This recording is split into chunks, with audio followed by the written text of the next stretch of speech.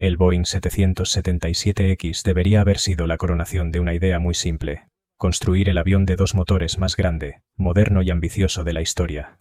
Tiene un ala nueva de materiales compuestos, los gigantescos motores GE E9X, una cabina más ancha, y una silueta que parece diseñada para recuperar el trono que dejaron el 747 y el A380. Pero hay una cifra que ha desconcertado a muchos desde el primer día. El 777-9 anuncia un alcance de unos 13.500 kilómetros. El Airbus A350-1000, su gran rival, publica una autonomía superior. Así que la pregunta parece inevitable. ¿Cómo puede un avión nuevo, enorme y carísimo, parecer menos impresionante que un rival más pequeño cuando miramos la distancia máxima? La respuesta no es que Boeing haya olvidado cómo diseñar un avión de largo radio, es que detrás de esa cifra existe una apuesta mucho más arriesgada, una apuesta que empieza mucho antes del primer remache y que solo se entiende si retrocedemos un poco en el tiempo. Una industria que ya había vivido esta pregunta antes. No es la primera vez que la aviación comercial se enfrenta a esta disyuntiva entre tamaño y alcance. A finales de los años 60, Boeing apostó por un avión gigantesco, el 747, pensado para transportar multitudes en rutas muy concurridas. Airbus respondió décadas después con el A380, todavía más grande, todavía más ambicioso. Ambos triunfaron durante años y ambos acabaron desapareciendo de las líneas de producción. No porque fueran malos aviones, sino porque el mundo que los rodeaba cambió de una manera que ellos no podían seguir. El combustible se encareció, las rutas se fragmentaron, los pasajeros empezaron a preferir vuelos directos entre ciudades medianas en lugar de grandes conexiones entre megahubs, y los bimotores modernos demostraron que podían cruzar océanos con una fracción del consumo. Esa transformación silenciosa es el telón de fondo sobre el que aterriza el 777X. Boeing no está diseñando en el vacío, está diseñando después de haber visto morir a los gigantes de 4 motores, y con la obligación de no repetir sus errores. El 777X no fue creado para volar más lejos que todos. Fue creado para hacer que cada vuelo lleno valga muchísimo más, y esa diferencia podría convertirlo en un éxito gigantesco. O en el ejemplo perfecto de un avión que llegó demasiado tarde. Durante años el alcance ha sido la cifra favorita de los aficionados a la aviación. Cuanto mayor es el número, más espectacular parece el avión. Es fácil entender por qué un alcance de miles y miles de kilómetros nos hace imaginar rutas imposibles, ciudades que antes necesitaban escalas y vuelos que atraviesan medio planeta sin tocar tierra. Pero las aerolíneas no compran un avión para ganar una tabla de récords. Lo compran para llenar asientos, mover mercancía, ocupar franjas horarias escasas y obtener beneficios incluso cuando el combustible se encarece o la demanda no sale como estaba prevista.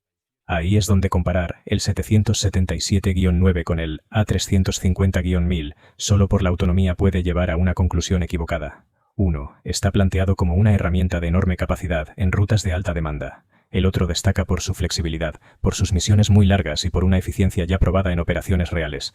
No es una carrera con una única meta. Son dos respuestas distintas a la misma pregunta. ¿Cómo ganar dinero cruzando océanos sin volver a los 4 motores? Lo que un número de alcance nunca cuenta. El número del 777-9 tampoco cuenta toda la historia porque el alcance publicado no significa que cualquier avión pueda recorrer siempre esa distancia, con todos los asientos ocupados, bodegas llenas y el peor viento de frente imaginable.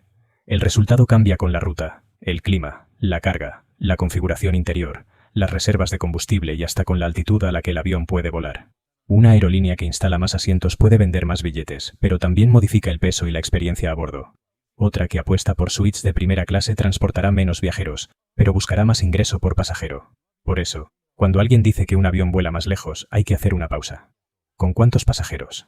¿Con qué carga? ¿Con qué margen operativo? Y sobre todo, ¿cuánto dinero deja ese vuelo al aterrizar?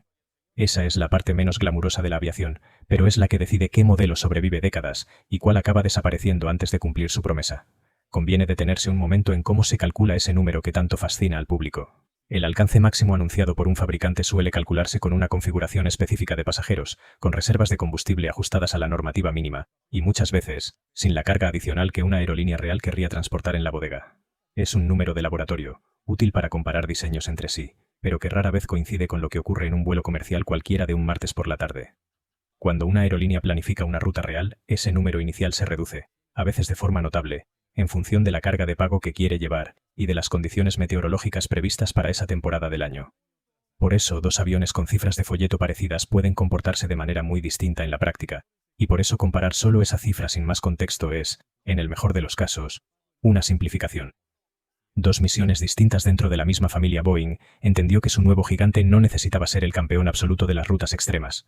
Para ese papel diseñó al 777-8, una versión más corta y con mucho mayor alcance, pensada precisamente para las misiones ultralargas donde la densidad de pasajeros importa menos que la distancia pura. El 777-9 tiene otro trabajo. Su fuselaje es más largo, su propuesta de asientos es mayor y su territorio natural son las rutas donde la demanda ya existe y crece sin parar.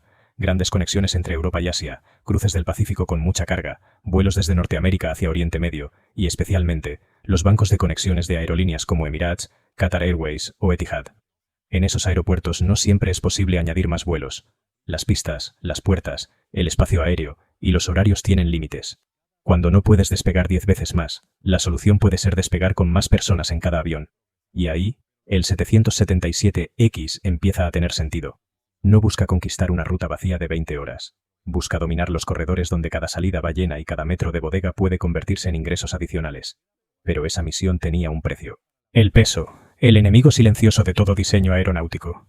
Un avión más largo no gana capacidad por arte de magia. La estructura pesa más. La cabina exige más elementos.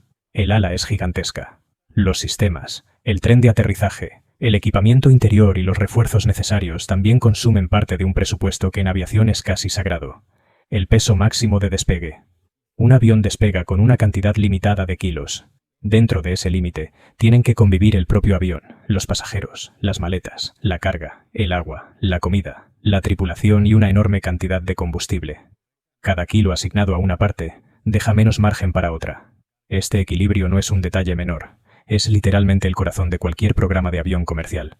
Los ingenieros hablan de él como si fuera una especie de contabilidad implacable, donde cada gramo ahorrado en un sistema puede traducirse en un pasajero más o en unos cuantos kilómetros más de alcance.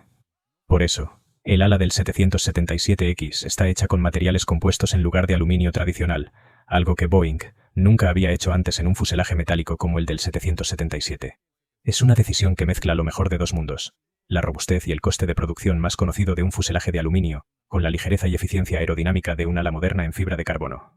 El 777-9 no nació para llevar combustible sin límites. Nació para equilibrar combustible, capacidad y rentabilidad.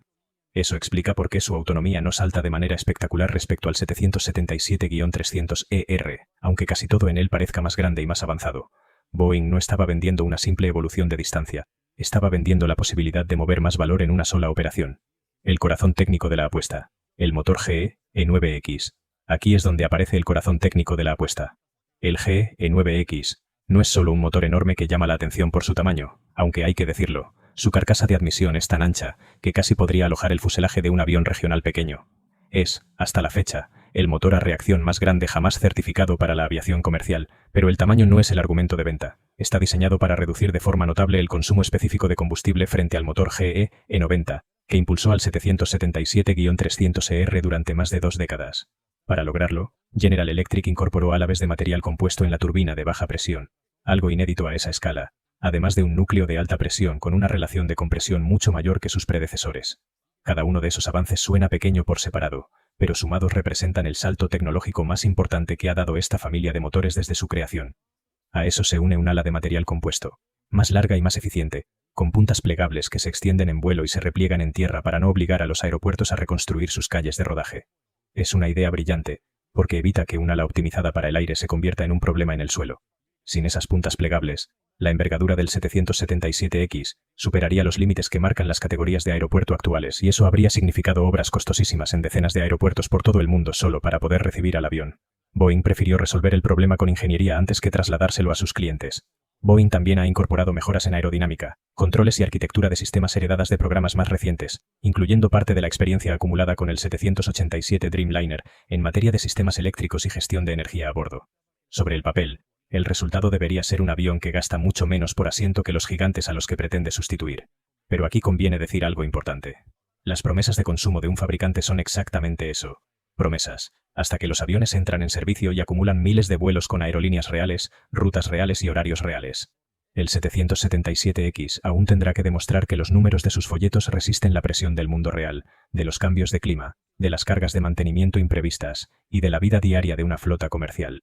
Un rival que ya lleva años acumulando horas de vuelo, y ese matiz importa, porque el rival no está esperando en tierra. El A350-1000 lleva años en servicio y se ha convertido en una de las respuestas más sólidas de Airbus al mercado de largo radio. Tiene una capacidad más moderada en configuraciones habituales, pero también una autonomía superior y una flexibilidad que encaja tanto en rutas densas como en misiones donde no puedes arriesgarte a enviar un avión gigantesco con demasiados asientos vacíos.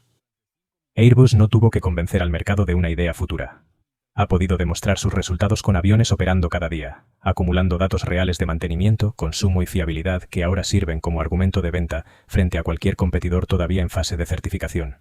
Y ahora la marca europea ha llevado aún más lejos esa filosofía con una variante, el A350-1000 ULR, destinada a vuelos de casi 22 horas sin escalas, pensada para conectar prácticamente cualquier par de ciudades del planeta sin necesidad de tocar tierra en medio del camino. Eso no significa que el A350 gane automáticamente en todos los escenarios. Significa que para una aerolínea, elegir entre ambos modelos no es una cuestión de prestigio, es decidir qué tipo de red quiere construir. Una basada en aviones capaces de adaptarse a muchas rutas, o una basada en enormes aviones que exprimen al máximo las rutas donde el volumen está garantizado. ¿Por qué los grandes hubs del Golfo cambian por completo la ecuación? Esta diferencia puede sonar teórica hasta que miras los grandes hubs del Golfo. Dubái, Doha y Abu Dhabi no se hicieron gigantes solo por volar lejos. Se convirtieron en enormes máquinas de conexión porque concentran pasajeros de decenas de países en oleadas perfectamente coordinadas. Un vuelo llega desde Europa, otro desde África, otro desde Asia, y poco después los viajeros salen hacia América, Australia o el sur de Asia. En ese modelo, cada asiento adicional tiene un valor enorme.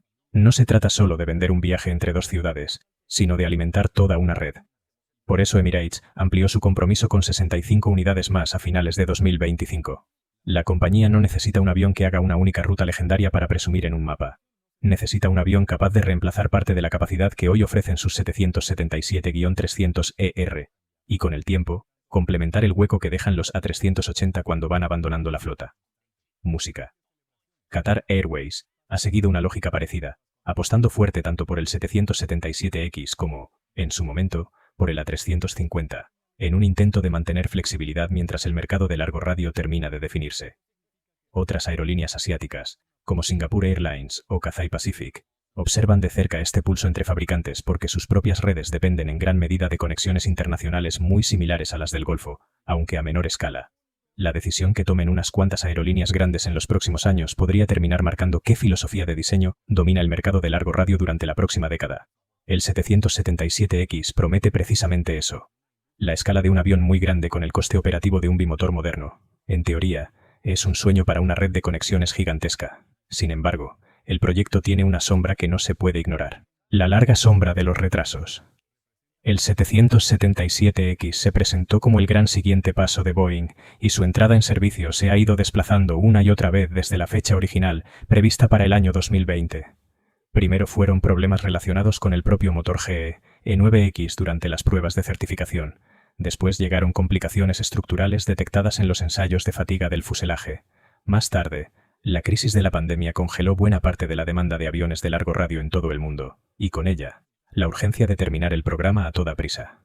Y a todo eso se sumó un escrutinio regulatorio mucho más estricto sobre Boeing, tras los problemas conocidos del 737 MAX, lo que ha ralentizado cada etapa del proceso de certificación de cualquier avión nuevo de la compañía.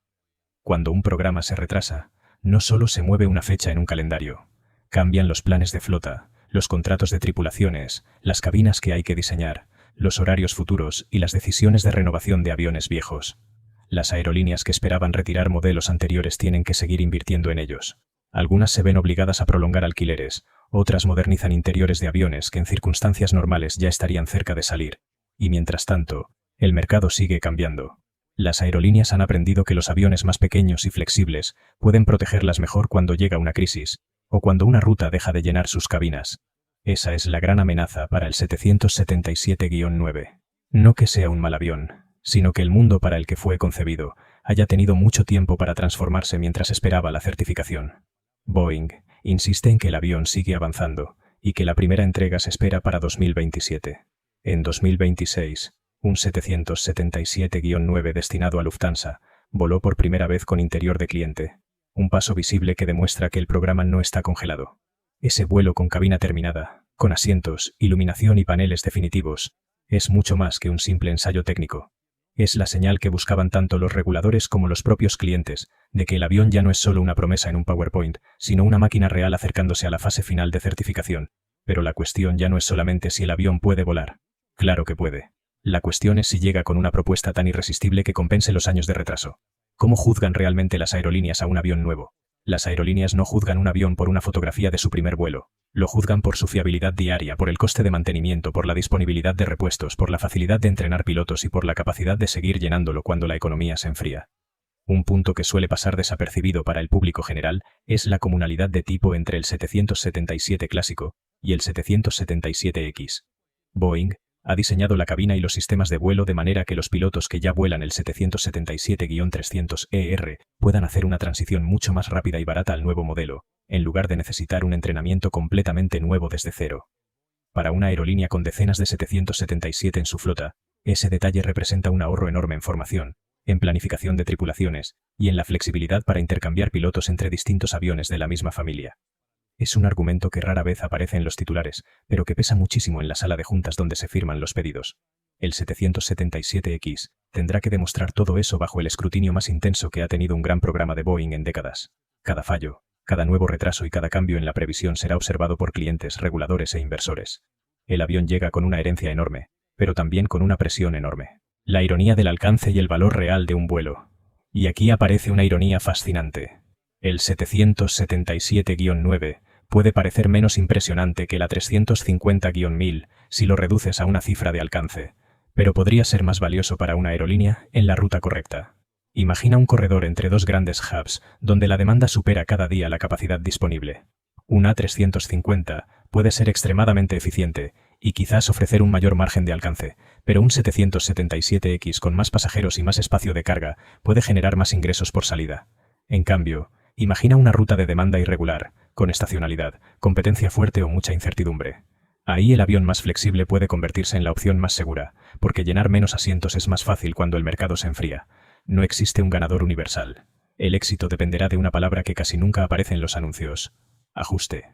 El avión adecuado para la ruta adecuada, en el momento adecuado y con la aerolínea adecuada. Boeing ha construido el 777-9 para ganar cuando ese ajuste es perfecto. El problema es que un avión tan grande castiga mucho más cuando no lo es. Un asiento vacío en un avión pequeño es una pérdida pequeña. Un asiento vacío en un avión con más de 400 plazas, multiplicado por cientos de vuelos al año, puede convertirse rápidamente en un problema serio de rentabilidad para toda una división de una aerolínea. Lo que realmente está reemplazando el 777X, también hay que entender qué está reemplazando realmente. Durante décadas, los grandes aeropuertos vieron despegar 747 y A380, auténticas ciudades con alas capaces de mover multitudes entre los principales centros del planeta. Pero los cuatro motores tenían una lógica de otra época. Combustible más barato, normas diferentes y menos alternativas eficientes. Hoy un bimotor puede cruzar océanos con un consumo mucho menor y una fiabilidad que antes parecía imposible, apoyada en décadas de mejoras en la certificación ETOPS, que permite a los aviones de dos motores volar cada vez más lejos de un aeropuerto de desvío en caso de emergencia. Ese avance regulatorio y técnico, casi invisible para el pasajero medio, es en realidad uno de los pilares silenciosos que hicieron posible que aviones como el 777, el A350 o el propio 777X puedan hoy cruzar el Pacífico o el Atlántico sin necesitar un tercer o un cuarto motor de reserva. El 777X quiere ser el heredero de esa capacidad pero sin repetir sus excesos. No será un A380 más pequeño ni un 747 modernizado. Es una máquina diseñada para llevar un gran número de pasajeros con dos motores, sin renunciar a una bodega importante y sin exigir una infraestructura completamente nueva. Es una misión difícil porque el mercado ya no acepta un avión grande solo porque sea espectacular. Tiene que ser rentable en casi cualquier condición razonable. Tiene que evitar el destino de los gigantes que se convirtieron en símbolos admirados por los pasajeros, pero demasiado caros o demasiado rígidos para muchas aerolíneas. El verdadero misterio detrás del Boeing 777X. Al final, el gran misterio del Boeing 777X no es por qué no supera a la 350-1000 en alcance. El misterio real es si Boeing acertó al priorizar capacidad y coste por asiento justo cuando el mercado se enamoraba de la flexibilidad. El 777-9 no necesita batir todos los récords para justificar su existencia. Necesita demostrar que puede llenar rutas que otros aviones no pueden exprimir igual, reducir el coste por pasajero y operar con la fiabilidad que sus clientes llevan años esperando. Si lo consigue, su alcance de 13.500 kilómetros dejará de parecer una limitación y empezará a verse como una elección calculada. Pero si los retrasos continúan, si los costes se disparan o si las aerolíneas descubren que prefieren aviones más pequeños, esa misma elección será examinada como un error estratégico. Y no sería la primera vez que la industria aeronáutica castiga con dureza a un programa que llegó tarde a una fiesta que ya había cambiado de anfitrión. Un vistazo al futuro cercano. En los próximos años, la balanza podría inclinarse por razones que hoy todavía no están del todo claras. El precio del combustible, las políticas medioambientales que empiezan a exigir combustibles de aviación más sostenibles, la evolución de la demanda de viajes tras los últimos años de inestabilidad global, y hasta la velocidad a la que Boeing sea capaz de estabilizar su propia producción, todo eso jugará un papel en si el 777X termina siendo recordado como un acierto o como una advertencia. Airbus, mientras tanto, no se ha quedado quieta. La familia A350 sigue recibiendo pedidos y mejoras incrementales, y la variante ULR ha abierto un nicho de mercado propio en las rutas más extremas del planeta, algo que ni el 777-9, ni el más orientado 777-8 pueden igualar del todo en sus configuraciones actuales. Esa competencia constante es, en realidad, buena noticia para las aerolíneas y para los pasajeros, porque obliga a ambos fabricantes a seguir refinando sus diseños, en lugar de conformarse con lo ya conseguido. Quizá esa sea la razón por la que el 777X genera tanta fascinación. No es simplemente un avión nuevo, es una apuesta sobre el futuro del largo radio. Boeing está diciendo que aún habrá rutas tan llenas, tan importantes y tan congestionadas que un bimotor gigantesco será la mejor respuesta posible. Airbus responde que la eficiencia y la flexibilidad pueden abrir más mercados con menos riesgo. Dentro de pocos años veremos cuál de las dos visiones encaja mejor con la realidad, y entonces sabremos si el 777X fue el heredero perfecto de los gigantes del pasado, o el último gran intento de demostrar que en aviación, más grande todavía puede significar mejor.